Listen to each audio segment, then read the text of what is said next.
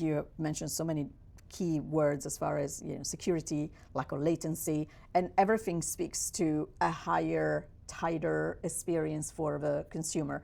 Obviously, you've been working on AI for quite some time, starting with the camera and audio as well. If you're thinking about generative AI in particular, what are some of the features that we already can experience today, whether it is on the S25 or the plethora of devices that Qualcomm is empowering? Sure. You mentioned camera. So camera is always the first and what consumers care a lot and about. Consumers care a lot.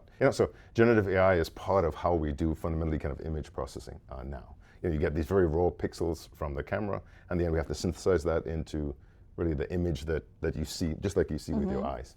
So generative AI is more and more tightly integrated into camera processing. But in terms of more generative AI sort of forward use cases, I think we're all going to experience it in different ways. I think different tools will be kind of more resonant for different people. Yeah. For me, myself, I'm having an interesting time playing with on-device translation tools. I spend a lot of time traveling the world, talking to customers about what they want for the next platform.